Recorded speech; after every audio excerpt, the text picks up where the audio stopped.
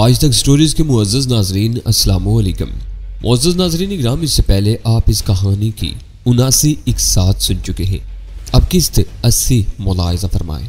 इसके साथ ही आप तमाम दोस्तों से गुजारिश है कि हमारी वीडियोस को लाइक लाजमन किया कीजिए और हो सके तो अपने दोस्तों के साथ शेयर भी लाजमन किया कीजिए और साथ ही अपनी आरा से हमें कमेंट्स बॉक्स में लाजमन आगाह किया कीजिए। वो किसी भी आने वाले को पूरी रूदात सुनाकर मेरे लिए दुश्वारियां खड़ी कर सकता था, जबकि इसकी लाश देखकर कोई भी वाकयात की तह तक नहीं पहुंच सकता था। उसे ठिकाने लगाकर मैंने फौरन ही नकासी वाली सुरंग की तरफ पेशकदमी का इरादा किया, लेकिन ये सोचकर ठहर गया कि दूसरे दहाने पर मुतय्यन मुहाफ़िज़ों के मुकाबले में मुझे कोई आड़ मुयस्सर न हुई तो मैं उनके हाथों बासानी मार लिया जाऊंगा। मैंने फोर्क लिफ्ट का जायजा लिया तो उसकी कुंजी इग्निशन में मौजूद थी। मैंने इग्निशन ऑन करके ग्लो लैंप ऑफ होने का इंतजार किया और फिर चाबी घुमाकर इंजन स्टार्ट कर लिया।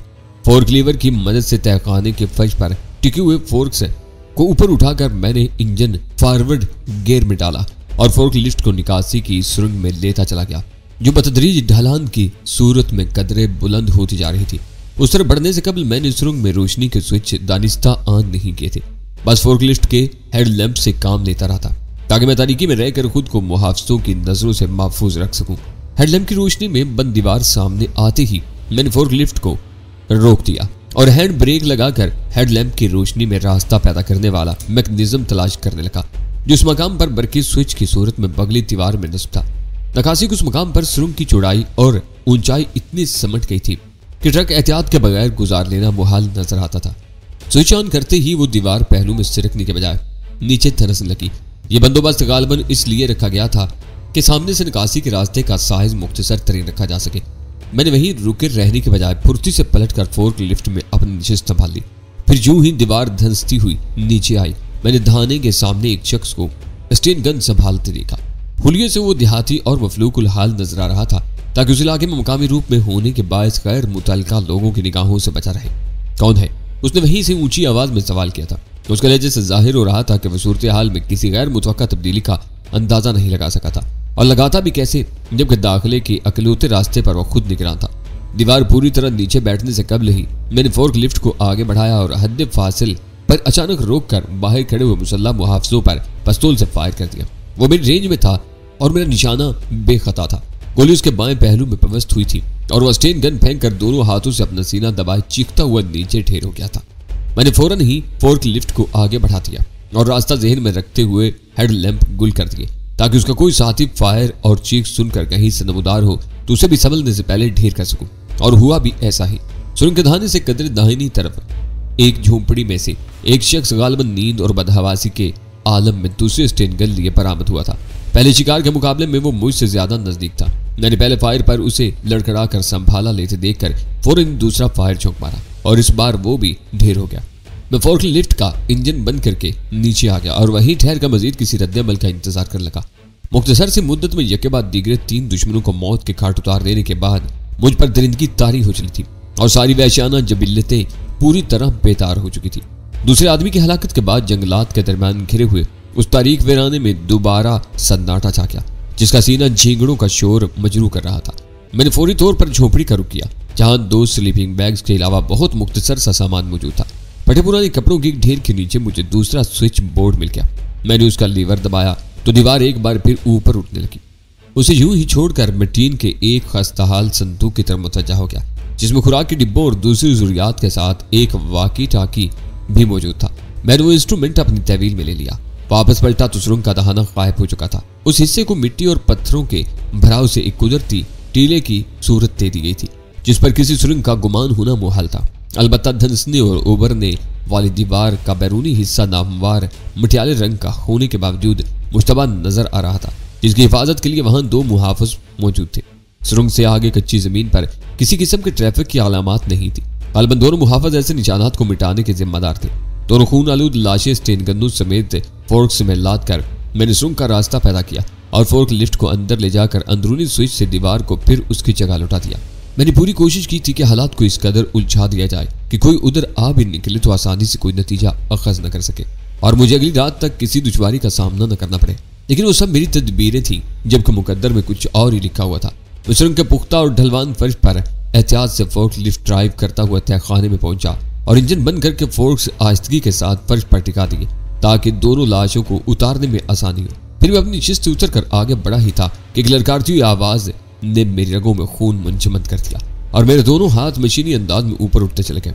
हाथ बुलंद करके मैं आहिस्ता से आवाज की समत में घूमा तो असलहे की पेटियों के करीब इनाम टॉमी गन संभाले कहर बार नजरों से मेरी तरफ घूर रहा था। वो न जाने कब और कैसे वहां पहुंचा था।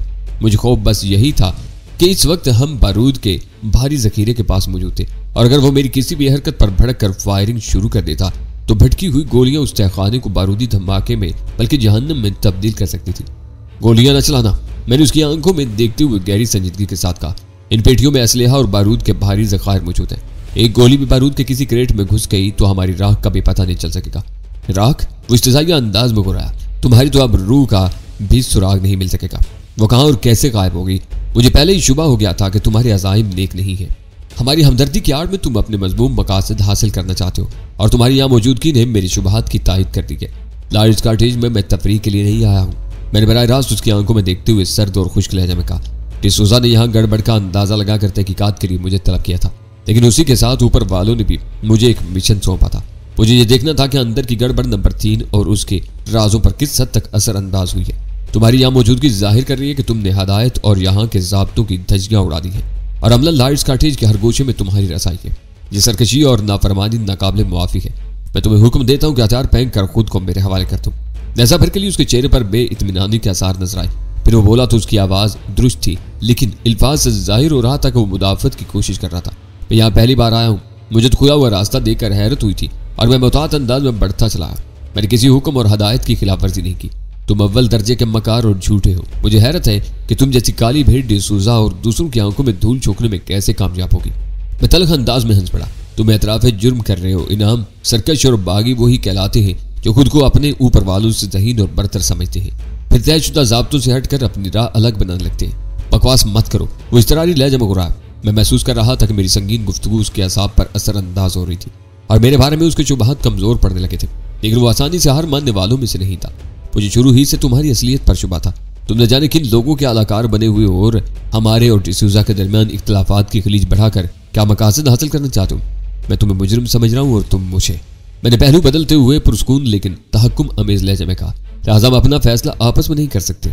डिसूजा के सामने पहुंचते ही तुम अपनी तबाहकुन गलती को महसूस कर लोगे, क्योंकि मेरे सामने तुम्हारा मनसब हीच है। मैं गैर मुसल्ला हो चुका हूँ, लिहाजा इतना जरूर कहूंगा कि तुम भी अपनी टॉमी गन फेंक दो या कम अज कम कंधे से लटका लो ताकि हम मुसालिहाना तौर पर वापसी का आगाज कर सके। मौजूदा तौहीन आमेज सूरत हाल में मजीद बर्दाश्त नहीं कर सकता। मेरा ख्याल है कि हमने इब्तिदा में ही गलती की। उसने कहना चाहा लेकिन मैंने उसकी बात उड़ा दी। तुमने कहीं कोई गलती नहीं की। सब कुछ मन्नो अन उसी तरह हुआ है जैसे सोचा गया था। डिसूजा को पहले से तुम पर शुबा था, इसीलिए वो ऐन वक्त पर मेरी आमद और मेरे कोड के बारे में तुम्हें कुछ बताए बगैर गायब हो गया। उसे मालूम था कि तुम मुझे यानी डैनी को तंजीम का नाकाबिले मुआफी मुजरिम करदानते हुए तहखाने में ले जाओगे और उसे मरने से तुम्हारा और तुम्हारी वफादारियों का इम्तिहान शुरू हो गया था। लेकिन तुम्हारी यहाँ मौजूदगी का क्या जवाब है, ये डिसूजा से भी ऊपर वालों से पूछना होगा। मैंने तंजिया लहजे में कहा। फिलहकीकत तुम कच्चे मोहरे हो। इस वक्त तो डिसूजा का मुस्तकबिल पे मेरी तफ्तीश से वाबस्ता होकर रह गया। ये बड़ी अच्छी बात बताई तुमने। उसकी निगाहें यकदम चमक उठी। हो सकता है कि डिसूजा अपने बचाव के लिए तुमको ठिकाने लगवा दे। इस तरह मेरी भी गुलो खुलासी हो जाएगी। और हाँ, ये लाश कहाँ से ला रहे थे? गफल थे। मैंने जल्लाओ लहजे में कहा। मैं पहले भी खुफिया रास्ते से यहाँ आता रहा हूँ। आज पहली बार लाइट्स कॉटेज की समझ से ताकिल हुआ हूँ और हर तरफ अदम तहफ्फुज़ की फिजा नजर आ रही है। अंदर से तुम दंदनाते हुए यहाँ तक चले आए। नकासी के खुफिया रास्ते पर ये दोनों मुश्तबा आदमी मौजूद थे। हमारे आदमी झाड़ियों में बेदस्तु पा पड़े हुए थे। इन दोनों को हलाक करके मैंने अपने आदमियों को आज़ाद कराया है। आसार ऐसे है कि लाइट्स कॉटेज की राजदारी शायद ज्यादा दिनों तक बरकरार न रह सकेगी। बाहर वाले इधर मुतवज्जा हो चुके। बाहर के मामलात की जिम्मेदारी हम पर नहीं आती। वो बेपरवाही का अंदाज इख्तियार करने की कोशिश करते हुए बोला। अंदर के मामले में आखिरी फैसला डिसूजा ही को करना होगा। मैंने इब्तिदा ही से उसके खिलाफ सख्त मुआक्कफ इख्तियार किया था ताकि ज़हनी तौर पर उसे मरूब करके अपने खिलाफ किसी अमली कार्रवाई से बाज रखूं।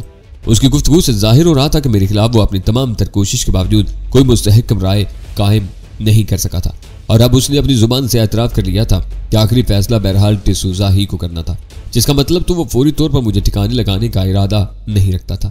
आखिरी फैसला डिसूजा को नहीं, मुझे करना है। मैंने अपने हाथ गिराते हुए तल्ख लहजे में कहा। शायद तुमने सुना नहीं कि ऊपर वालों की तरफ से भी मुझे कोई मिशन सौंपा गया है और मैं उस नतीजे पर पहुंचा हूं कि डिसूजा लाइट्स कॉटेज की जेर तामीरात के तहफ्फुज़ के सिलसिले में गफलत और कोताही का मुर्तकिब हो रहा है। उसने मेरे हाथ गिराने पर एतराज नहीं किया, बस दूर खड़ा उलझन अवेद निगाहों से मुझे घूरता रहा। टॉमी गन का धाना बदस्तूर मेरे सीने की तरफ उठा हुआ था। पैमानी कहाँ है? मैंने तहकमाना लहजे में सवाल किया। वो ऊपर वाले कमरे में होगा। उसी ने बताया था कि इस वक्त तुम तहखाने में हो और सुबह 3 बजे वो निकासी के रास्ते पर तुम्हें लेने के लिए आएगा। वो तुम पर अंधा एतमाद करता है, लिहाजा मैं उसे बताए बगैर तुम्हारी तलाश में यहाँ पहुंचा और यहाँ मेरे शुबहात की तस्दीक होगी। फिर वही शुबहात मैं बरहमी के आलम में हो रहा। मैं अपने फ़राइज़ की बजावरी के सिलसिले में मौजूद हूँ। मुदाखलत का इर्तिकाब तुमने किया है। अगर तुमने फ़ौरन टॉमी गन न गिराई तो नताइज की जिम्मेदारी मुझ पर नहीं होगी। अगर तुम्हारी बात ही दुरुस्त मान लूँ तो टॉमी गन गिराने के बाद भी न सिर्फ तुम्हारा कैदी बन जाऊंगा बल्कि डिसूजा के अताब का निशाना भी बनना पड़ेगा। उसके लबो लहजे में शिकस्त के आसार ओद कर आए। बिला इख्तियार और जवाज यहाँ घुसे हो तो जवाबदेही तो करना ही पड़ेगी। जरूरत के तहत मुझे यहाँ आने का इख्तियार है। इस वक्त की दखल अंदाजी के लिए मेरे पास कोई माकूल बहाना नहीं है। मैं इतना बड़ा खतरा मोल नहीं ले सकता। कोई खतरा नहीं है, मैंने हंसते हुए कहा। तुम्हें मेरी असलियत के बारे में कुछ नहीं बताया क्या? तुम्हारे नज़दीक मैं महज बगियों की तंजीम का सरबराह हूँ। इन हालात में मुझे तहखाने का रुख इख्तियार करते हुए देखकर तुम्हारा चौंकना लाजमी था। बस यूं तुम इत्तेफाकन मेरे पीछे चले आए।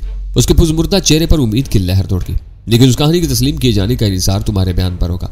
अगर तुम तरदीद पर तुल गए तो मैं कहीं का न रहूँगा। मैं वादा करता हूँ कि तुम जो कहोगे उसकी तरदीद नहीं करूँगा।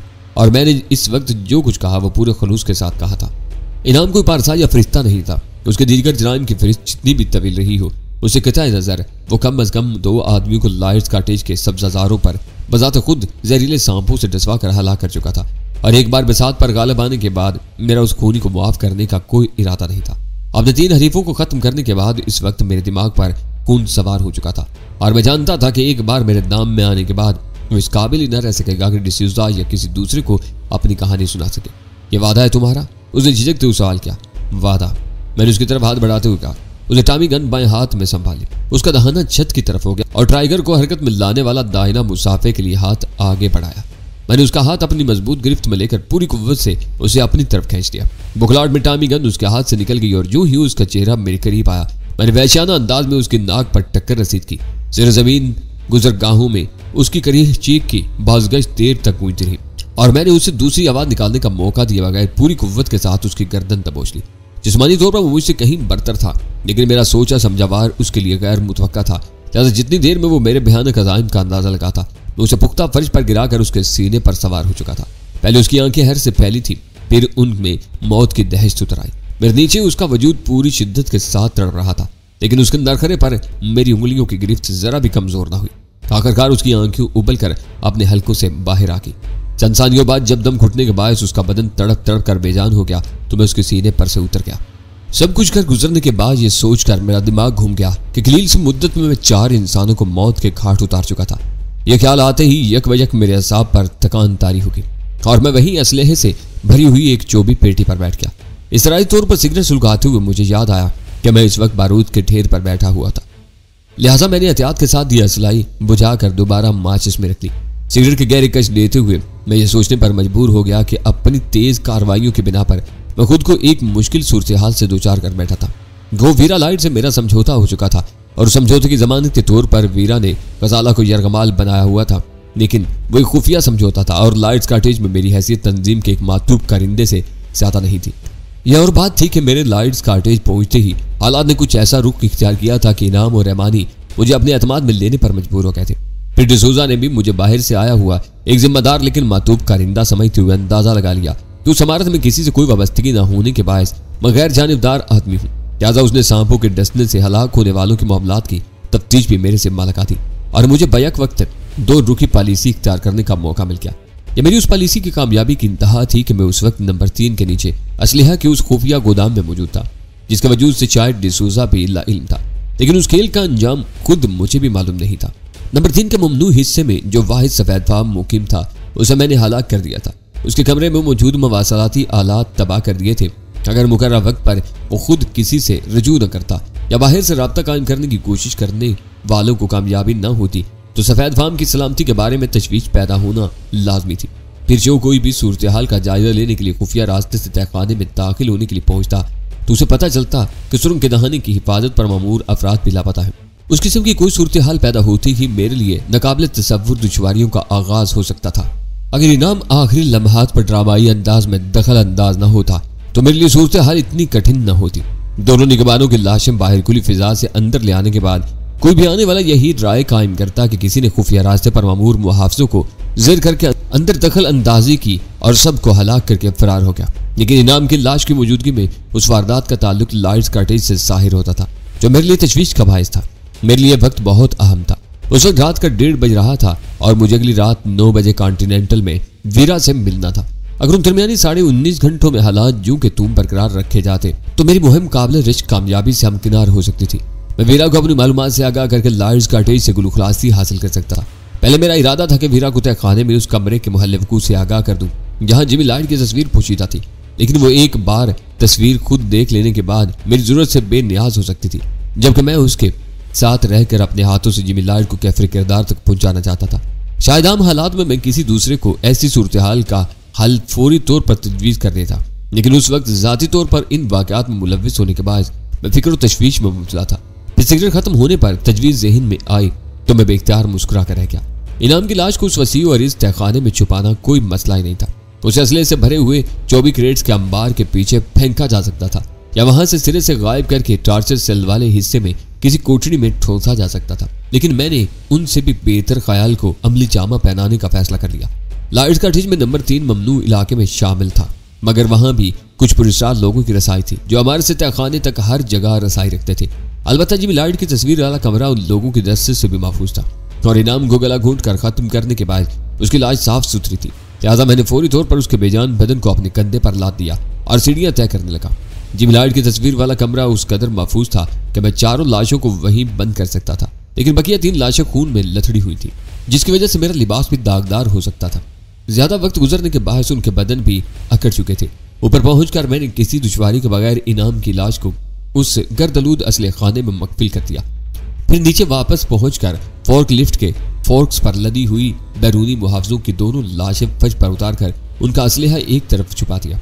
उनके स्टेन गन्नों को छुपाने के बाद मेरे पास 2 टामी गन्ने और 1 पिस्तौल मौजूद था। वो असलहा साथ लेकर तहखाने के उस हिस्से की तरफ चल दिया जिधर टार्चर सेल वाक़ था। वापस लौटते हुए मैं रास्ते में अपनी आमद की तमाम निशानियां हत्तुल इम्कान मिटाता चला गया ताकि यह अंदाजा न लगाया जा सके कि मुदाखलतकार लॉयड्स कॉटेज की सम से वहां तक आया था या बाहर से। मेरे लिए इंतजार का एक लम्हा भारी गुजरा था। दोनों टामी गन्ने और पिस्तौल मैंने टार्चर सेल वाले हिस्से में एक मकाम पर छुपा दिया था और खुद सीढ़ियों के इख्तिताम पर फर्श पर बैठा 3 बजने का इंतजार कर रहा था। मैं नकासी के रास्ते के मैकेनिज्म से वाकिफ था, लेकिन यह भी जानता था कि कबल अज वक्त बाहर निकलते हुए किसी से टकराव हो गया तो बनी बनाई बाजी बिगड़ जाएगी। मेरे रसवाज में 3 बजने में 2 मिनट बाकी थे कि तहखाने के महदूद फिजा में खफीफ सा खटका गूंजा और मैंने मुतवहिश होकर अपनी जगह छोड़ दी। इसरारी तौर पर मैंने गर्दोपेश का जायजा लिया, लेकिन वहां हर चीज यूं की तूं मौजूद थी। ऊपर निगाह उठते ही मैं चौंक पड़ा, क्योंकि तहखाने से ऊपर जाने वाली सीढ़ियों के इख्तिताम पर नकासी का रास्ता बदतरीज नुमाया होता जा रहा था। मैंने दोबारा रस्ट वाज पर निगाह डाली और उलझ कर रह गया। रहमानी के कमरे से रवाना होने से कबल मैंने उसके साथ अपनी रस्ट वाच मिला ली थी और यह तय कर लिया था कि वापसी तयशुदा वक्त पर होगी। फिर 2 मिनट कबल उस कार्रवाई की क्या वजह हो सकती थी? पलक झपकने में मेरे जहन में कई अंदेशों ने सर उठाया और मुझे खौफ लाहक होने लगा कि कहीं इनाम की गुमशुदगी के बाद एन आखिरी लम्हात में रहमानी गिरफ्त में ना गया हो और अब उसकी जुबान खुलवाने के बाद मेरी तलाश में तहखाने का रुख किया गया हो। मैं फुर्ती से दूर हटकर एक मेज की आड़ में हो गया। उस मोड़ पर लॉयड्स कॉटेज पर हुक्मरानी करने वाले दरिंदों से टकराव मेरे लिए बेहतर न होता कि मैं उनकी झलक देखते ही पलट कर फरार की राह इख्तियार कर लेता और नंबर 3 के नीचे बने हुए असलहे के गोदाम से निकलकर घने जंगल में पनाह हासिल कर लेता, जहां वो पूरे अमले को फैला देने के बावजूद मेरे साये को भी नहीं पहुंच सकते थे। मुझे अच्छी तरह याद था कि पहली बार लॉयड्स कॉटेज का तवाफ करने के जुर्म में नदीदा असलहे से बेआवाज गोलियां चलाकर मुझे सड़क पर रुकने पर मजबूर किया गया था और अगर मैं सुल्तान शाह के हमरा जंगलात में न घुस गया होता तो शायद वही मेरी जिंदगी की आखिरी और दर्दनाक रात साबित हुई होती। लेकिन उन घने और दुश्वार गुजार जंगलात में मैं उनकी भारी नफरी को जुल देकर सही सलामत निकलने में कामयाब हो गया था। इस वाक़े की याद आते ही मुझे सोचना पड़ गया कि बज़ाहिर नंबर 3 इमारत लॉयड्स कॉटेज के अगबी हिस्से में वाक़ थी। उस एतबार से ज़ेर ज़मीन खुफिया रास्ते की निकासी भी उधर ही होना चाहिए थी, लेकिन मुझे मालूम था कि जंगलात लॉयड्स कॉटेज के अक में नहीं बल्कि सामने सड़क के पार फैले हुए हैं। उसका मतलब था कि नंबर 3 के नीचे बने हुए तहखानों से जाने वाला रास्ता सड़क नीचे से गुजरकर जंगल में निकलता था। लेकिन मैं उस मौजू पर ज्यादा देर न सोच सका। ऊपर से कोई तेज सरगोशाना आवाज में मेरा नाम पुकारा था। अपना नाम सुनकर मेरे वजूद में सनसनी से दौड़ गई। लहजा सरगोशाना होने की वजह से आवाज मेरे लिए अजनबी थी। मेरे पेट में अजीब सी ईंठन होने लगी। मेरे हाथों 4 हरीफ मौत के घाट उतर चुके थे। तो क्या अब पांचवा भी अपनी मौत को ललकार रहा था? शायद वो रहमानी ही हो, मैंने सोचा। फिर गैर इरादी तौर पर एक सवाल मेरे लबों पर आ गया, हु इज देयर? मेरी धीमी आवाज तहखाने के बामू दीवार से टकराकर असीबी अंदाज में दूर तक गूंजती चली गई। मेरे कान जवाब के मुंतजिर थे, लेकिन अमली तौर पर वापस भाग निकलने के लिए तैयार था। रहमानी। धीमी और खौफजदा आवाज ने मेरे असाब पर खुशगवार असर डाला। जल्दी बाहर निकल आओ, मैदान साफ है। मैं फौरी तौर पर सीढ़ियों की तरफ बढ़ गया। उसकी आवाज मैंने पहचान ली थी, लेकिन यह अंदाजा भी लगा लिया था कि मैदान साफ होने के बावजूद हालात साजगार नहीं थे। कुछ न कुछ गड़बड़ रूनमा हो चुकी थी, जिसकी वजह से रहमानी बुखलाया हुआ बल्कि खौफजदा था। मैं सीढ़ियां तय करके ऊपर पहुंचा तो इस्तरारी अंदाज में अपनी हथेलियां आपस में रगड़ते हुए कमरे में टहल रहा था। उसके इस्तखानी चेहरे पर फिक्रमंदी हवीदा थी। इनाम कहाँ है? मेरे ऊपर पहुंचते ही उसने मेरे शाने पर हाथ रखकर बेताबी के साथ सवाल किया था। मैंने लम्हा भर में अंदाजा लगा लिया कि वो बेहद परेशान था। मुझे क्या मालूम, मैंने सपाट और सर्द लहजे में कहा। ये सवाल मुझसे क्यों कर रहे हो? ओह, तुम नहीं समझोगे। वो दोनों हाथों से मेरे शाने भीजते हुए हज़ियानी लहजे में बोला, चाहे तो तुमसे ना जीत सका हो, लेकिन इनाम ने हमारी तबाही का पूरा बंदोबस्त कर दिया था। 2 बजे से सिक्योरिटी वाले हर तरफ उसे तलाश करते फिर रहे, लेकिन वो लापता है। सारे वाकयात से बाखबर होते ही डिसूजा तहखाने का रुख करेगा और उसे इनाम जिंदा या मुर्दा हालत में मिल जाएगा। मेरी समझ में नहीं आता कि हम अपना दिफा कैसे कर सकेंगे।